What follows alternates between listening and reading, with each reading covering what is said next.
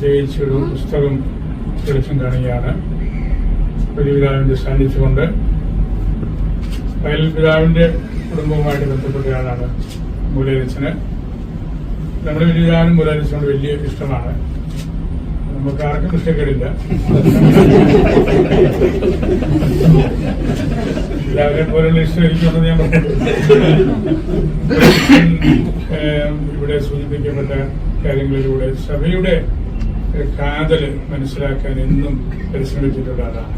എന്താണ് ഹിസ്റ്ററി, എന്താണ് ട്രഡീഷൻ, എന്താണ് നമ്മുടെ കാറ്റഗൈസിസ്, എന്താണ് മലയാള ഭാഷയ്ക്ക് അവിടെയുള്ള പ്രത്യേകതകൾ, അങ്ങനെ ഒരു ഫെയ്ത്ത് കൾച്ചറിനെ നമ്മുടെ ഒരു കൾച്ചറൽ ഹെറിറ്റേജിന്റെ പശ്ചാത്തലത്തിൽ കൂടുതൽ മനസ്സിലാക്കിയിട്ടുള്ള ആളാണ്.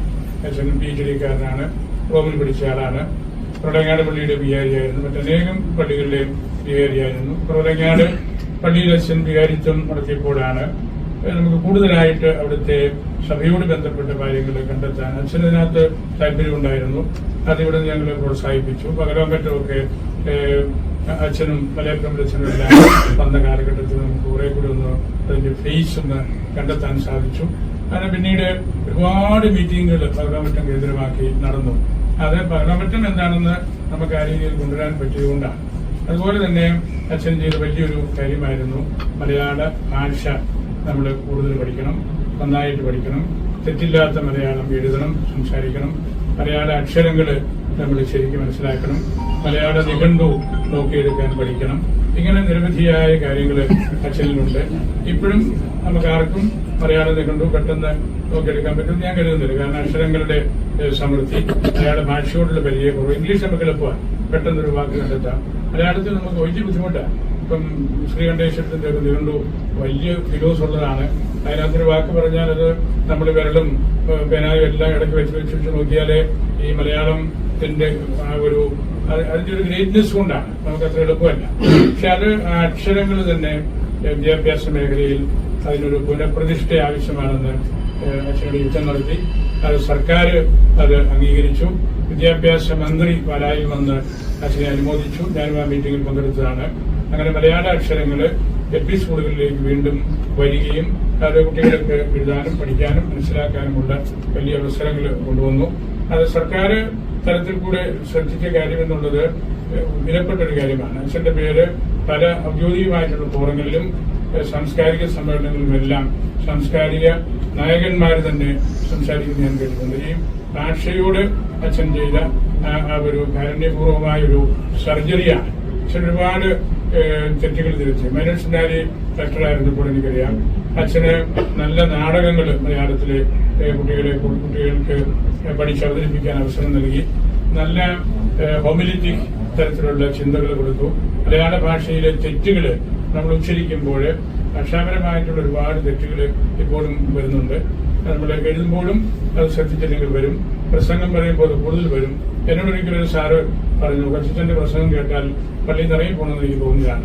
ആശയത്തിന്റെ കുഴപ്പം കൊണ്ടല്ല, ഭാഷയുടെ തെറ്റുകൊണ്ടാണ്. കാരണം ഭാഷാധ്യാപകന് അത് വലിയ വിഷമം പിടിച്ച കാര്യമാണ്. ഭാഷാധ്യാപകൻ ഗ്രാമർ എന്ന ചൂരൽ വടിയുമായിട്ടാണ് പള്ളിയിലും വന്നിരിക്കുന്നത്. അത് ഇപ്പോഴും ആ തരത്തിൽ അതിനെ കാണുന്നു. സംസ്കൃത മലയാള വാക്കുകൾ എങ്ങനെ യോജിപ്പിക്കുന്നു, അല്ലെങ്കിൽ അനാവശ്യമായ റെപ്പറ്റീഷൻസ് വരുന്നുണ്ടോ, ഉച്ചാരണ ശുദ്ധി എവിടെയാണ്, അതെല്ലാം നോക്കുമ്പോൾ വലിയ കറക്ഷൻസ് ആവശ്യമുണ്ട്.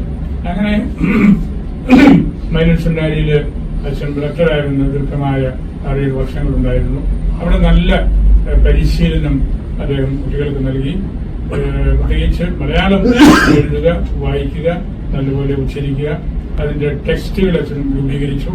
അത് നമ്മൾ ഔദ്യോഗികമായിട്ട് വിദ്യാഭ്യാസ മന്ത്രിയുടെ സാന്നിധ്യത്തിലും ജില്ലാ കളക്ടറുടെ സാന്നിധ്യത്തിലുമൊക്കെ നമ്മൾ BEd കോളേജിലും നമ്മുടെ ഇവിടെയും വെച്ചൊക്കെ നമ്മളിതിന്റെ പ്രസിദ്ധീകരണം, പ്രൊപ്പഗാൻഡ എല്ലാം നമ്മൾ നൽകിയതാണ്.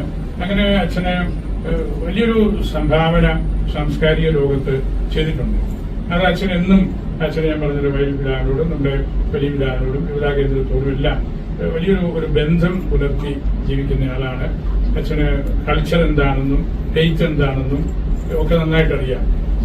അതിന്റെ ഒരു നല്ല ബ്ലെൻഡിങ് ആണ് ഇപ്പോൾ ഈ പുതിയ പുസ്തകത്തിൽ വന്നിരിക്കുന്നത്. അത് കാറ്റഗറ്റിക്കലായിട്ടുള്ള കാര്യങ്ങൾ വിശ്വാസ പരിശീലനം കുടുംബത്തിലും സമൂഹത്തിലും നമ്മൾ പരസ്പരം കണ്ടുമുട്ടുമ്പോൾ നമുക്ക് വിശ്വാസം കൈമാറ്റം ചെയ്യാൻ പറ്റുന്നുണ്ട്.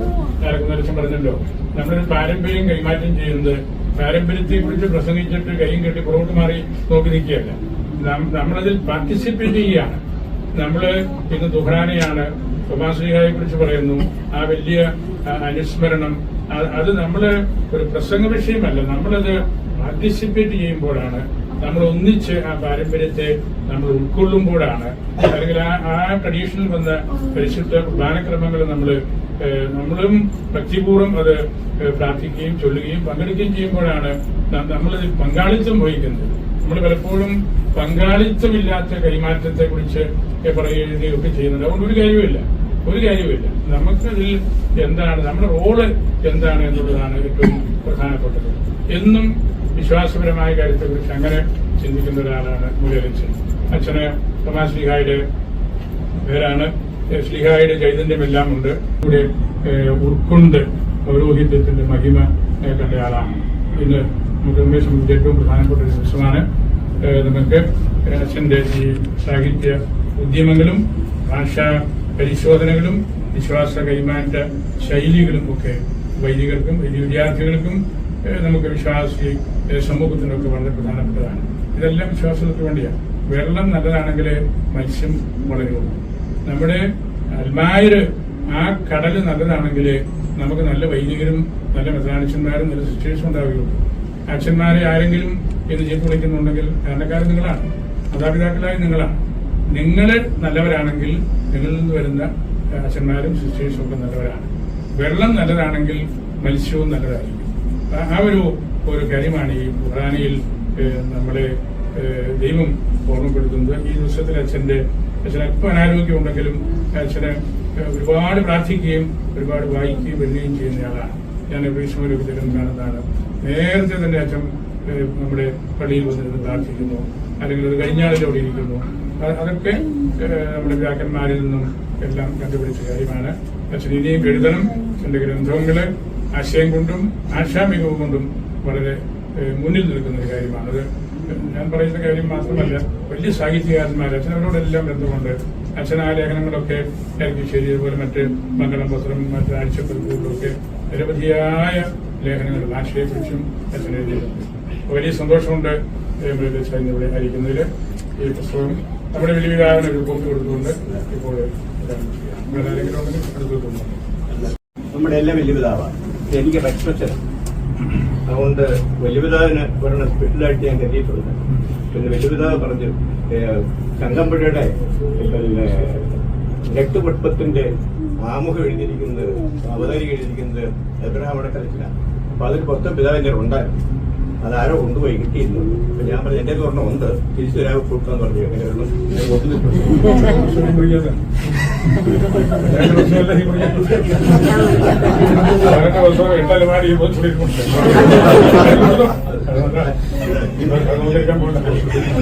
തിരിച്ചു തരണമെന്നുള്ള വ്യവസ്ഥയെ കൊടുക്കും. ഇത് തിരിച്ചു തരണം. ചങ്ങമ്പുഴയുടെ പിന്നെ എന്റെ ഗുരുവാണ്. ഇത് എന്റെ ഗുരു ദക്ഷിണയാണ്. എന്റെ ഗുരുദക്ഷിണ എന്റെ ഗുരുദക്ഷിണയാണ്.